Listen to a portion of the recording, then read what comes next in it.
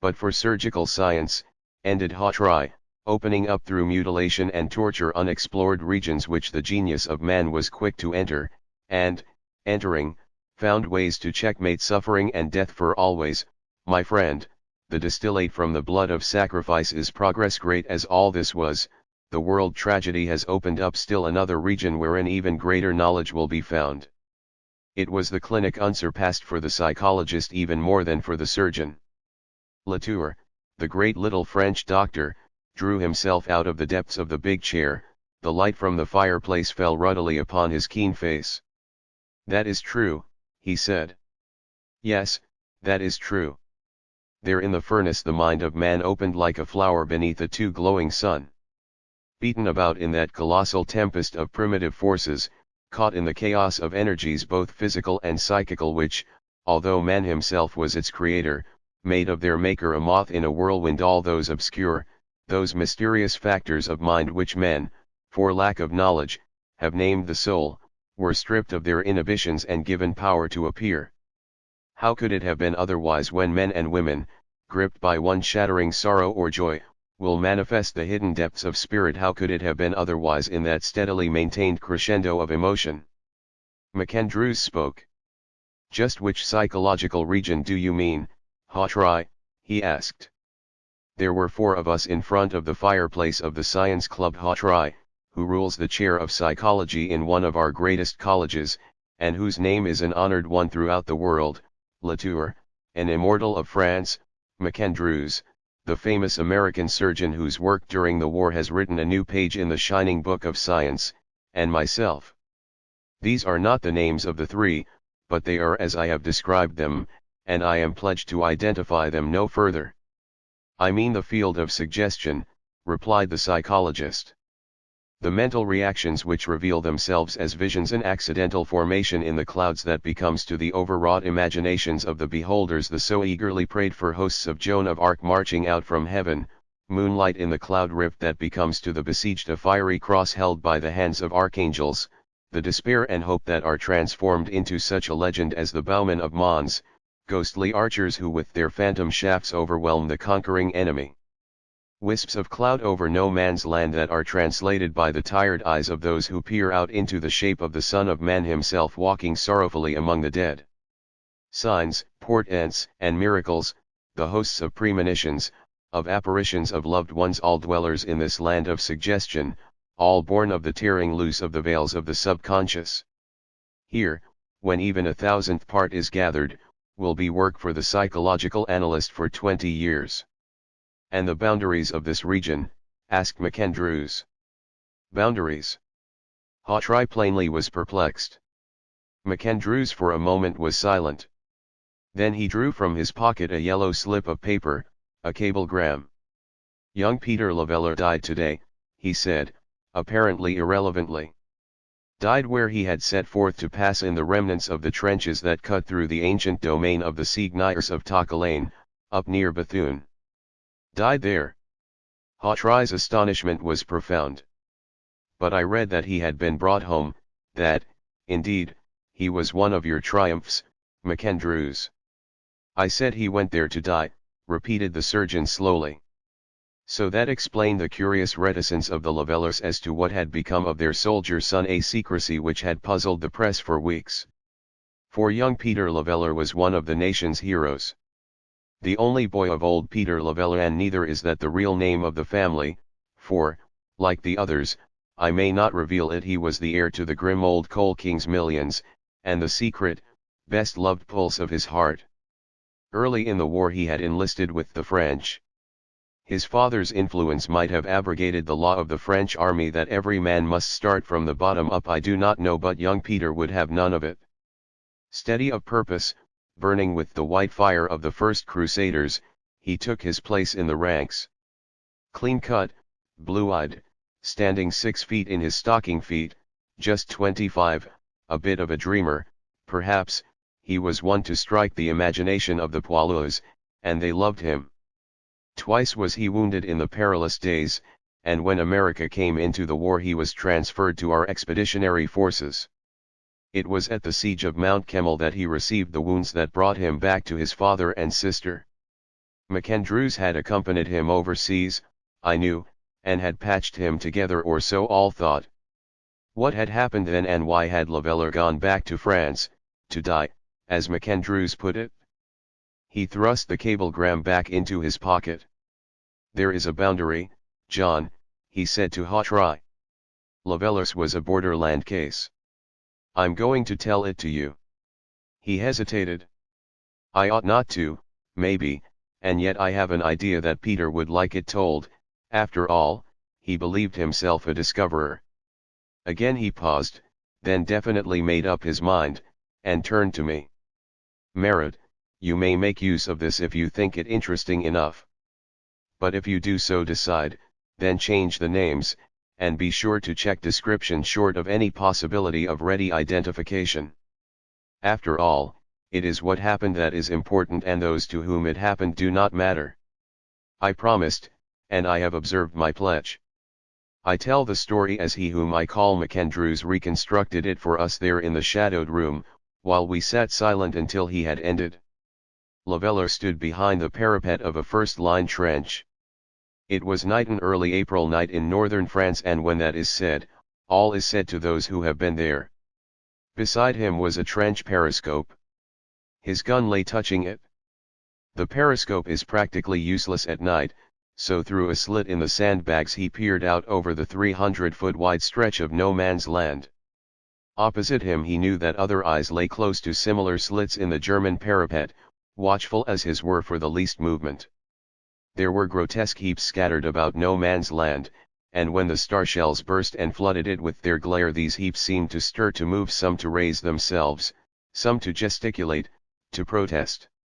And this was very horrible, for those who moved under the lights were the dead French and English, Prussian and Bavarian dregs of a score of carryings to the red wine press of war set up in this sector.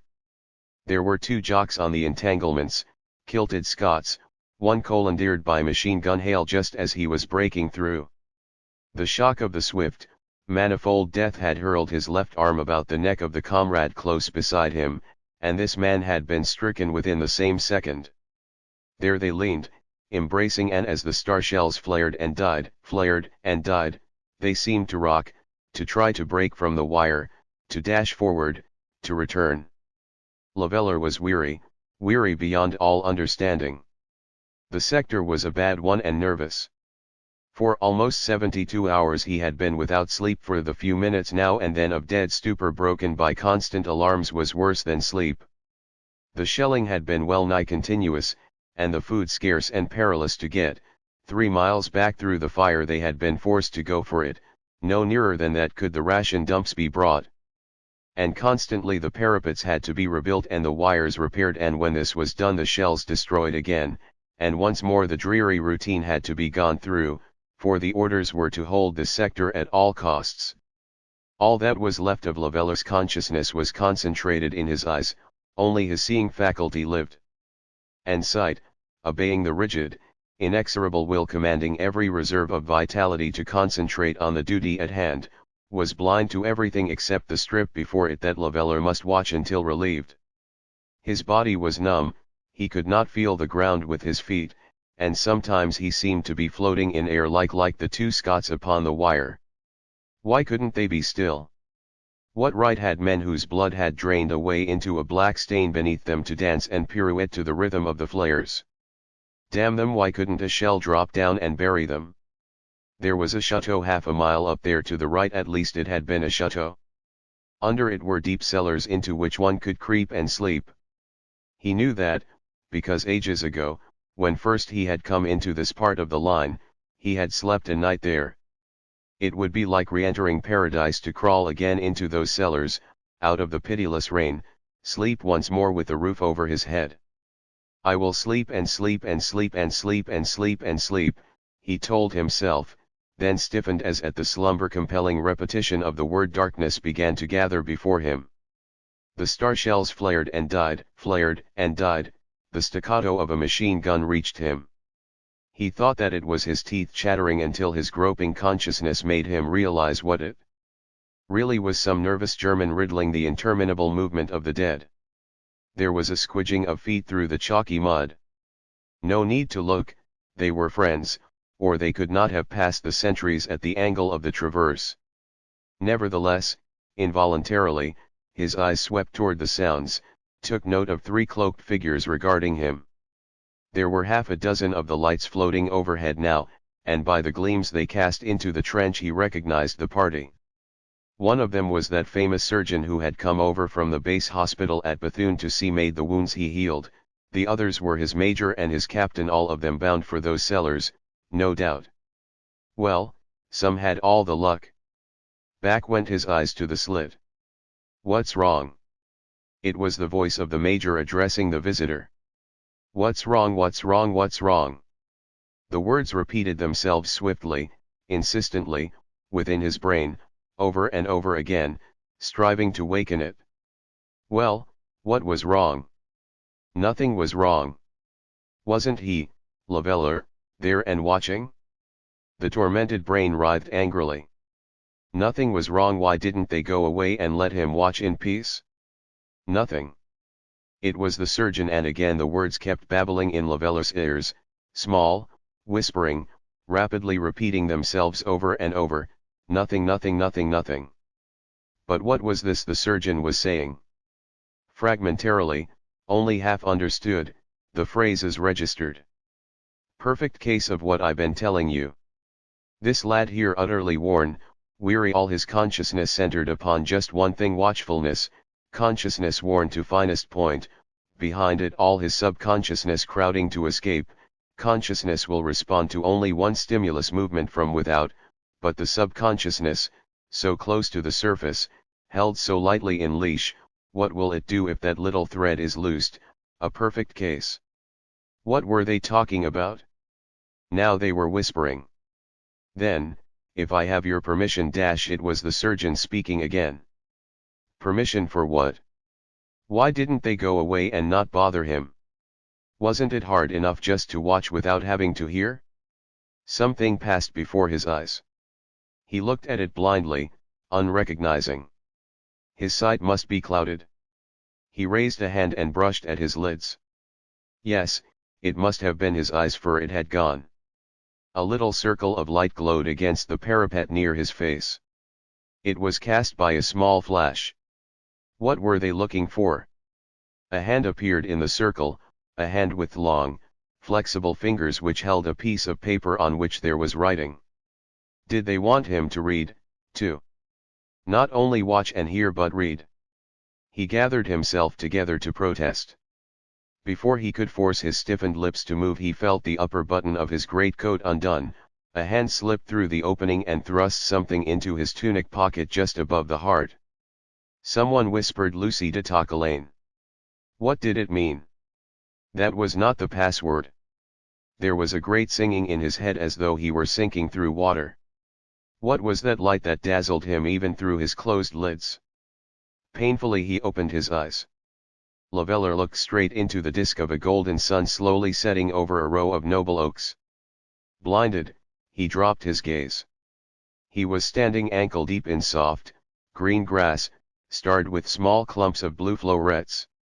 Bees buzzed about in their chalices. Little yellow winger butterflies hovered over them. A gentle breeze blew, warm and fragrant. Oddly he felt no sense of strangeness. Then this was a normal home world, a world as it ought to be. But he remembered that he had once been in another world, far, far unlike this, a place of misery and pain, of blood-stained mud and filth, of cold and wet, a world of cruelty, whose nights were tortured hells of glaring lights and fiery, slaying sounds, and tormented men who sought for rest and sleep and found none, and dead who danced. Where was it? Had there ever really been such a world? He was not sleepy now. He raised his hands and looked at them. They were grimmed and cut and stained. He was wearing a greatcoat, wet, mud-bespattered, filthy. High boots were on his legs. Beside one dirt-encrusted foot lay a cluster of the blue florets, half-crushed. He groaned in pity, and bent, striving to raise the broken blossoms. Too many dead now, too many dead, he whispered, then paused. He had come from that nightmare world. How else in this happy, clean one could he be so unclean? Of course he had, but where was it? How had he made his way from it here? Ah, there had been a password. What had it been? He had it, Lucy de Tocquelaine. Lavelle cried it aloud, still kneeling. A soft little hand touched his cheek. A low, sweet-toned voice caressed his ears. I am Lucy de Tocquelaine, it said. And the flowers will grow again, yet it is dear of you to sorrow for them. He sprang to his feet. Beside him stood a girl, a slender maid of 18, whose hair was a dusky cloud upon her proud little head, and in whose great, brown eyes, resting upon his, tenderness and a half-amused pity dwelt. Peter stood silent, drinking her in, the low, broad, white forehead, the curved, red lips, the rounded, white shoulders, shining through the silken web of her scarf, the whole lithe sweet body of her in the clinging, quaintly fashioned gown, with its high, clasping girdle. She was fair enough, but to Peter's starved eyes she was more than that. She was a spring gushing from the arid desert, the first cool breeze of twilight over a heat-drenched isle, the first glimpse of paradise to a soul fresh risen from centuries of hell. And under the burning worship of his eyes her own dropped, a faint rose stained the white throat, crept to her dark hair. I am the demoiselle de Tocquelaine, messire, she murmured. And you dash. He recovered his courtesy with a shock. Lavelle, Peter Lavelle is my name, mademoiselle, he stammered. Pardon my rudeness, but how I came here I know not, nor from whence, save that it was a place unlike this. And you are so beautiful, mademoiselle. The clear eyes raised themselves for a moment, a touch of roguishness in their depths, then dropped demurely once more, but the blush deepened. He watched her, all his awakening heart in his eyes, then perplexity awoke, touched him insistently. Will you tell me what place this is, mademoiselle, he faltered, and how I came here, if you dash. He stopped. From far, far away, from league upon league of space, a vast weariness was sweeping down upon him. He sensed it coming closer, closer, it touched him, it lapped about him, he was sinking under it, being lost, falling. Two soft, warm hands gripped his. His tired head dropped upon them. Through the little palms that clasped so tightly pulsed rest and strength. The weariness gathered itself, began to withdraw slowly, so slowly, and was gone. In its wake followed an ineffable, an uncontrollable desire to weep in relief that the weariness had passed, that the devil world whose shadows still lingered in his mind was behind him, and that he was here with this maid. And his tears fell, bathing the little hands. Did he feel her head bent to his, her lips touch his hair? Peace came to him. He rose shamefacedly.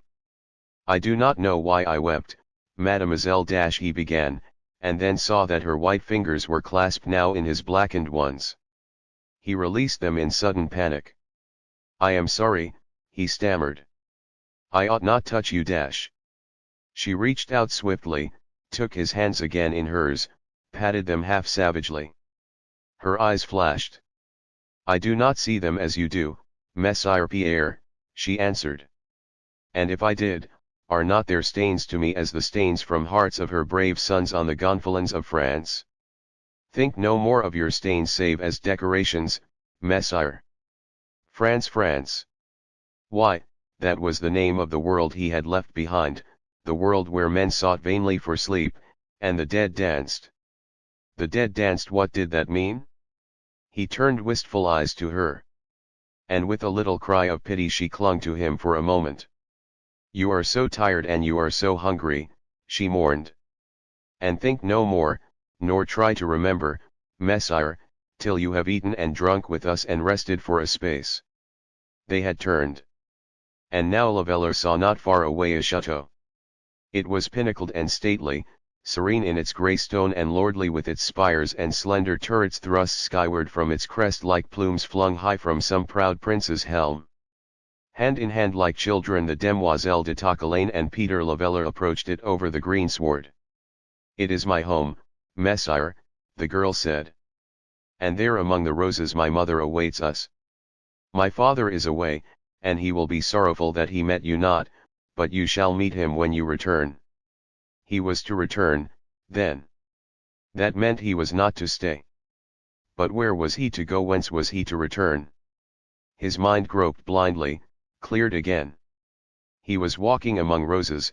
There were roses everywhere, great, fragrant, opened blooms of scarlets and of saffrons, of shell pinks and white, clusters and banks of them, climbing up the terraces, masking the base of the chateau with perfume tide.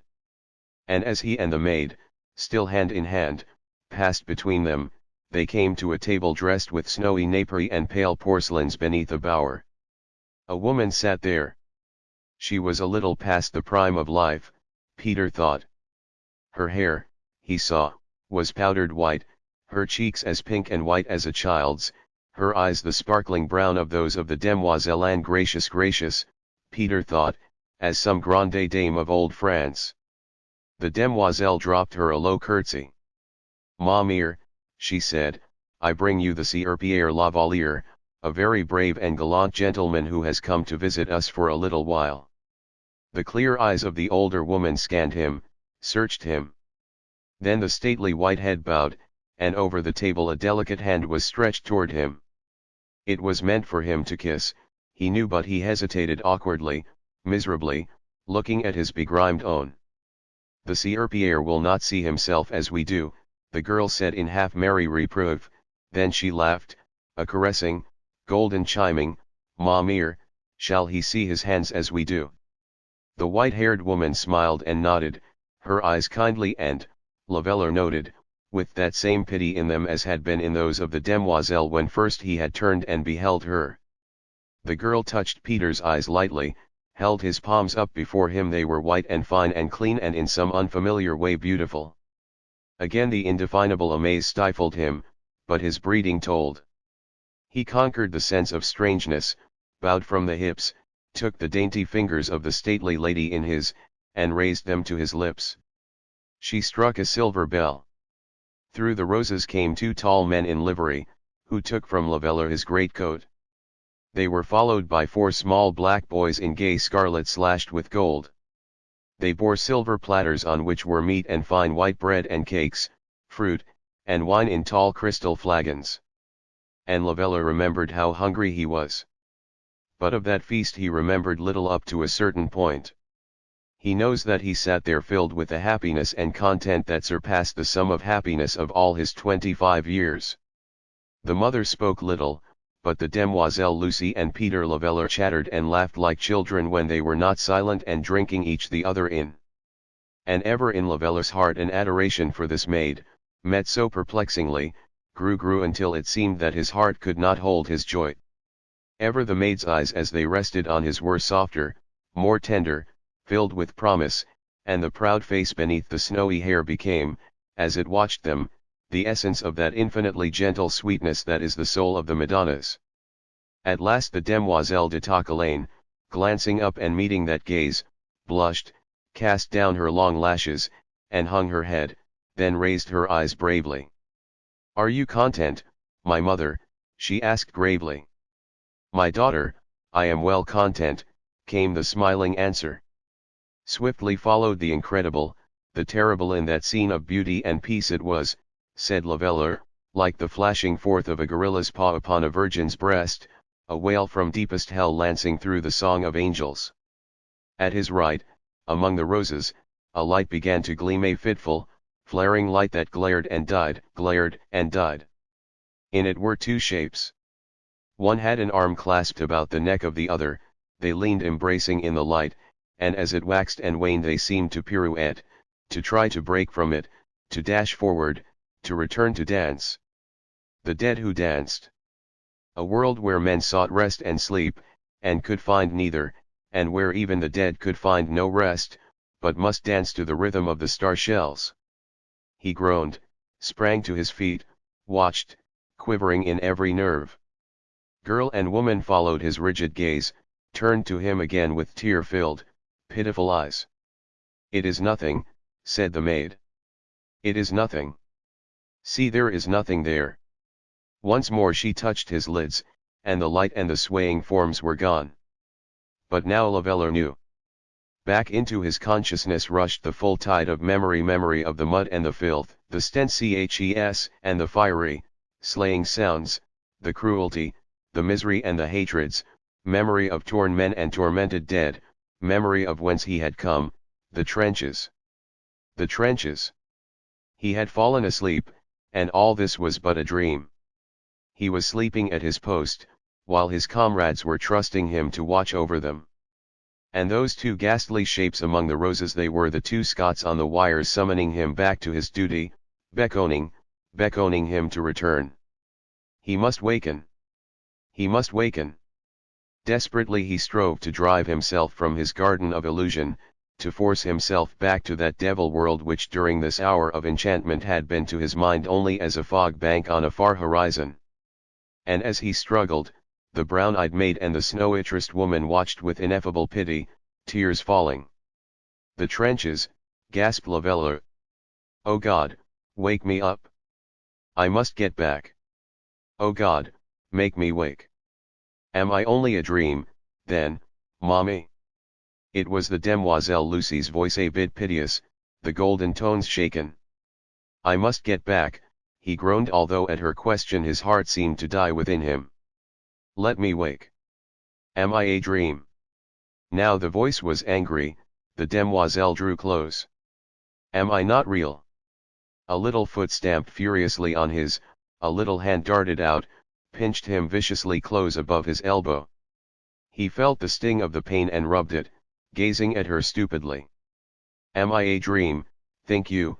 she murmured, and, raising her palms, set them on his temples, bringing down his head until his eyes looked straight into hers. Lavelle gazed down deep into their depths, lost himself in them, felt his heart rise like the spring from what he saw there. This audio file was created by Panopreter Basic. You can download it at www.panopreter.com. Her warm, sweet breath fanned his cheek. Whatever this was, wherever he was, she was no dream. "But I must return, get back to my trench." The soldier in him clung to the necessity. "My son," it was the mother speaking now. "My son, you are in your trench." Lavelle gazed at her, bewildered. His eyes swept the lovely scene about him. When he turned to her again, it was with the look of a sorely perplexed child. She smiled. "Have no fear," she said. "Everything is well. You are in your trench, but your trench centuries ago, yes, twice 100 years ago, counting time as you do and as once we did." A chill ran through him. Were they mad? Was he mad? His arm slipped down over a soft shoulder, the touch steadied him. "And you?" he forced himself to ask. He caught a swift glance between the two, and in answer to some unspoken question the mother nodded. The demoiselle Lucy pressed soft hands against Peter's face, looked again into his eyes. "Mommy," she said gently, "we have been," she hesitated, "what you call dead to your world these 200 years. But before she had spoken the words, Lavelle, I think, had sensed what was coming. And if for a fleeting instant he had felt a touch of ice in every vein, it vanished beneath the exaltation that raced through him, vanished as frost beneath a mist-scattering sun.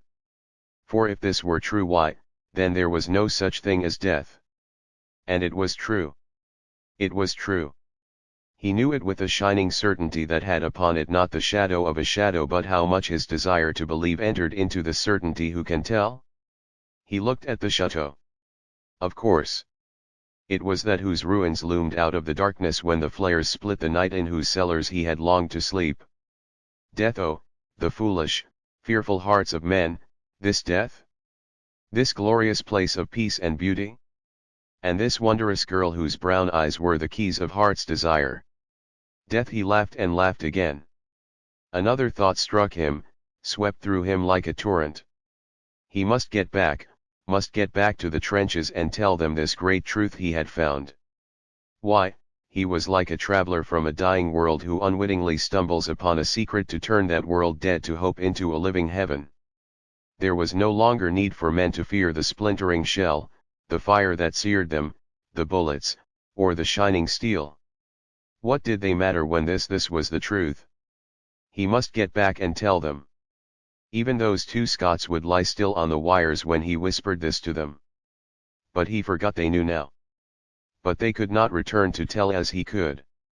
He was wild with joy, exultant, lifted up to the skies, a demigod, the bearer of a truth that would free the devil-ridden world from its demons, a new Prometheus who bore back to mankind a more precious flame than had the old. I must go, he cried. I must tell them. Show me how to return swiftly. A doubt assailed him, he pondered it. But they may not believe me, he whispered. No, I must show them proof. I must carry something back to prove this to them. The lady of Tocalane smiled. She lifted a little knife from the table and, reaching over to a rose tree, cut from it a cluster of buds, thrust it toward his eager hand. Before he could grasp it, the maid had taken it. Wait, she murmured. I will give you another message. There was a quill and ink upon the table, and Peter wondered how they had come. He had not seen them before, but with so many wonders, what was this small one? There was a slip of paper in the demoiselle Lucy's hand, too. She bent her little, dusky head and wrote, blew upon the paper, waved it in the air to dry, sighed, smiled at Peter, and wrapped it about the stem of the rosebud cluster, placed it on the table, and waved back Peter's questing hand. Your coat, she said. You'll need it, for now you must go back. She thrust his arms into the garment. She was laughing, but there were tears in the great, brown eyes, the red mouth was very wistful. Now the older woman arose, stretched out her hand again, Lavelle bent over it, kissed it. We shall be here waiting for you, my son, she said softly. When it is time for you to come back. He reached for the roses with the paper wrapped about their stem. The maid darted a hand over his, lifted them before he could touch them. You must not read it until you have gone, she said, and again the rose flame burned throat and cheeks. Hand in hand, like children, they sped over the greensward to where Peter had first met her. There they stopped, regarding each other gravely, and then that other miracle which had happened to Lavelle and that he had forgotten in the shock of his wider realization called for utterance. I love you, whispered Peter Lavelle to this living, long-dead demoiselle de Tocalane. She sighed, and was in his arms. Oh, I know you do, she cried. I know you do, dear one, but I was so afraid you would go without telling me so. She raised her sweet lips, pressed them long to his, drew back. I loved you from the moment I saw you standing here, she told him, and I will be here waiting for you when you return. And now you must go, dear love of mine, but wait dash. He felt a hand steal into the pocket of his tunic, press something over his heart. The messages, she said. Take them. And remember, I will wait. I promise. I, Lucy de Tocalane dash. There was a singing in his head. He opened his eyes. He was back in his trench, and in his ears still rang the name of the demoiselle, and over his heart he felt still the pressure of her hand. His head was half turned toward three men who were regarding him. One of them had a watch in his hand, it was the surgeon. Why was he looking at his watch? Had he been gone long? He wondered. Well, what did it matter, when he was the bearer of such a message? His weariness had gone, he was transformed, jubilant, his soul was shouting paeans. Forgetting discipline, he sprang toward the three. There is no such thing as death, he cried. We must send this message along the lines at once. At once, do you understand? Tell it to the world I have proof dash. He stammered and choked in his eagerness. The three glanced at each other.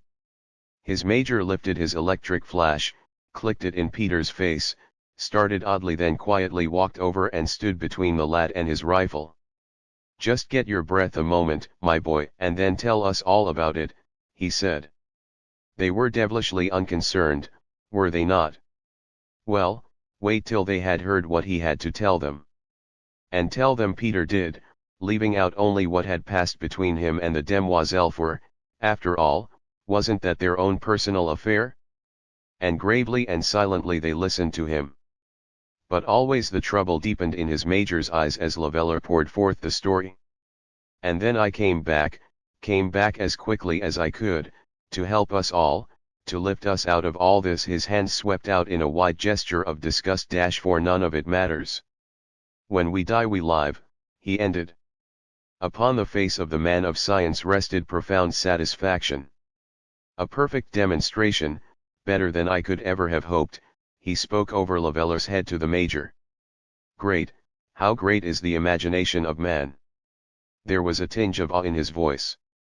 Imagination. Peter was cut to the sensitive, vibrant soul of him. They didn't believe him. He would show them.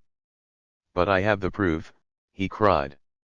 He threw open his greatcoat, ran his hand into his tunic pocket, his fingers closed over a bit of paper wrapped around a stem. Ah, now he would show them. He drew it out, thrust it toward them. Look. His voice was like a triumphal trumpet call. What was the matter with them? Could they not see? Why did their eyes search his face instead of realizing what he was offering them? He looked at what he held then, incredulous, brought it close to his own eyes, gazed and gazed, with a sound in his ears as though the universe were slipping away around him, with a heart that seemed to have forgotten to beat. For in his hand, stem wrapped in paper, was no fresh and fragrant rosebud cluster his brown-eyed demoiselle's mother had clipped for him in the garden. No, there was but a sprig of artificial buds, worn and torn and stained, faded and old. A great numbness crept over Peter. Dumbly he looked at the surgeon, at his captain, at the major whose face was now troubled indeed and somewhat stern.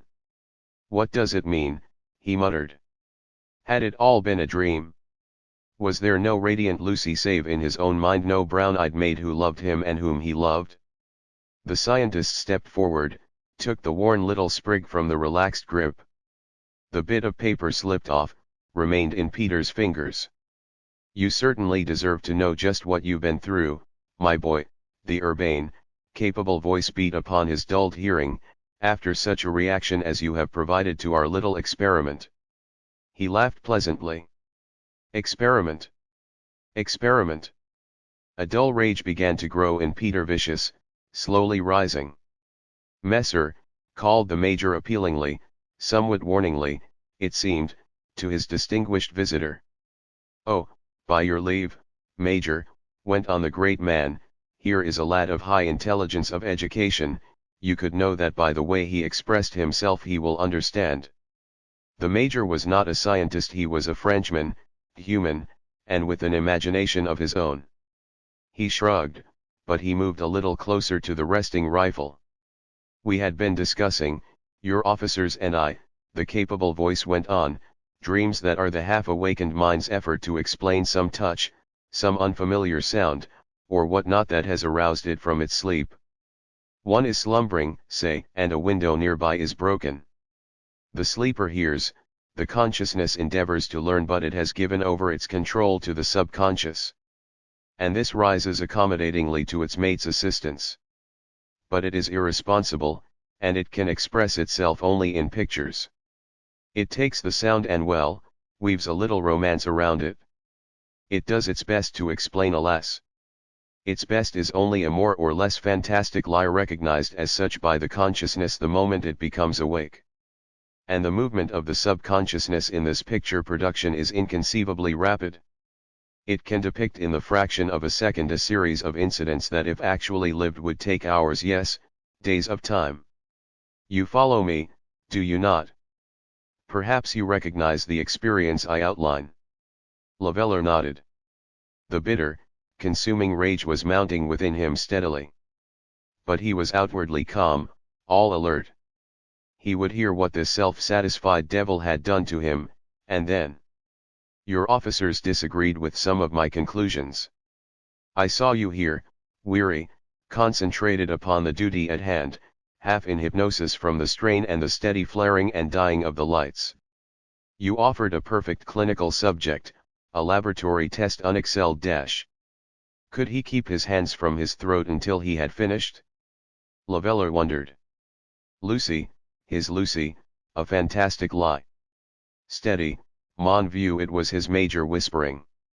Ah, when he struck, he must do it quickly, his officer was too close, too close. Still he must keep his watch for him through the slit. He would be peering there, perhaps, when he, Peter, leaped. And so the surgeon's tones were in his best student clinic manner. And so I took a little sprig of artificial flowers that I had found pressed between the leaves of an old missal I had picked up in the ruins of the chateau yonder. On a slip of paper I wrote a line of French for "Then I thought you a French soldier." It was a simple line from the ballad of Aucassin and Nicolette. And there she waits to greet him when all his days are run. Also, there was a name written on the title page of the missal, the name, no doubt, of its long-dead owner, Lucy de Tocquelaine. Lucy. Peter's rage and hatred were beaten back by a great surge of longing, rushed back stronger than ever. So I passed the sprig of flowers before your unseeing eyes, consciously unseeing, I mean, for it was certain your subconsciousness would take note of them. I showed you the line of writing, your subconsciousness absorbed this, too, with its suggestion of a love troth, a separation, and a waiting. I wrapped it about the stem of the sprig, I thrust them both into your pocket, and called the name of Lucy de Tocquelaine into your ear.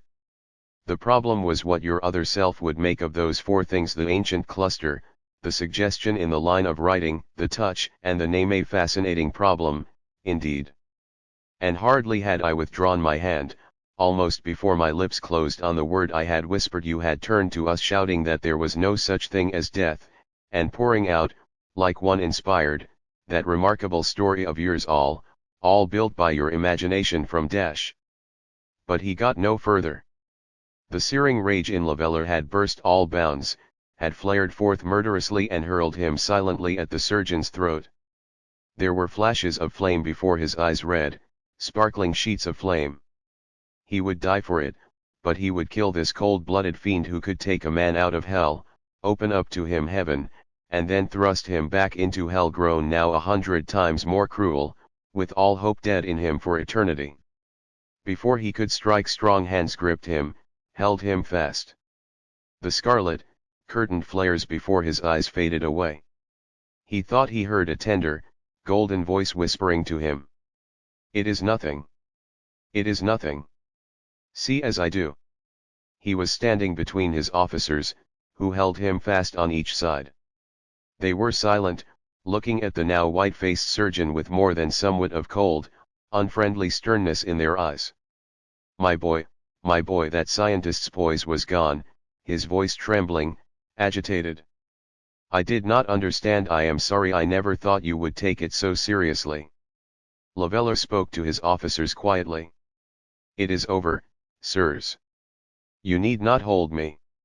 They looked at him, released him, patted him on the shoulder, fixed again their visitor with that same utter contempt. Leveller turned stumblingly to the parapet. His eyes were full of tears. Brain and heart and soul were nothing but a blind desolation, a waste utterly barren of hope, or of even the ghost of the wish to hope. That message of his, the sacred truth that was to set the feet of a tormented world on the path to paradise, a dream. His Lucy, his brown-eyed demoiselle who had murmured her love for him, a thing compounded of a word, a touch, a writing, and an artificial flower. He could not, would not believe it. Why, he could feel still the touch of her soft lips on his, her warm body quivering in his arms. And she had said he would come back and promised to wait for him. What was that in his hand? It was the paper that had wrapped the rosebuds, the cursed paper with which that cold devil had experimented with him. Leveller crumpled it savagely, raised it to hurl it at his feet. Someone seemed to stay his hand. Slowly he opened it. The three men watching him saw a glory steal over his face, a radiance like that of a soul redeemed from endless torture. All its sorrow, its agony, was wiped out, leaving it a boy's once more. He stood wide-eyed, dreaming. The Major stepped forward, gently drew the paper from Leveller. There were many star shells floating on high now, the trench was filled with their glare, and in their light he scanned the fragment. On his face when he raised it there was a great awe, and as they took it from him and read, this same awe dropped down upon the others like a veil. For over the line the surgeon had written were now 3 other lines in Old French. Nor grieve, dear heart, nor fear, the seeming here is waking after dreaming. She who loves you, Lucy. That was MacAndrew's story, and it was Hawtrey who finally broke the silence that followed his telling of it. The lines had been on the paper, of course, he said. They were probably faint, and your surgeon had not noticed them. It was drizzling, and the dampness brought them out. No, answered MacAndrews, they had not been there. But how can you be so sure, remonstrated the psychologist. Because I was the surgeon, said MacAndrews quietly. The paper was a page torn from my notebook. When I wrapped it about the sprig it was blank except for the line I myself had written there. But there was one more bit of, well, shall we call it evidence, John. The hand in which Lavelleur's message was penned was the hand in the missal in which I had found the flowers, and the signature Lucy was that same signature, curve for curve and quaint, old-fashioned angle for angle. A longer silence fell, broken once more by Hawtrey, abruptly. What became of the paper, he asked. Was the ink analyzed? Was dash. As we stood there wondering, interrupted MacAndrews, a squall swept down upon the trench. It tore the paper from my hand, carried it away. Lavelleur watched it go, made no effort to get it. It does not matter. I know now, he said, and smiled at me, the forgiving, happy smile of a joyous boy. I apologize to you, doctor. You're the best friend I ever had. I thought at first you had done to me what no other man would do to another. I see now that you have done for me what no other man could. And that is all.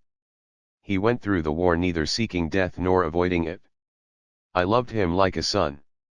He would have died after that Mount Kemmel affair had it not been for me. He wanted to live long enough to bid his father and sister goodbye, and I patched him up. He did it, and then set forth for the trench beneath the shadow of the ruined old chateau where his brown-eyed demoiselle had found him.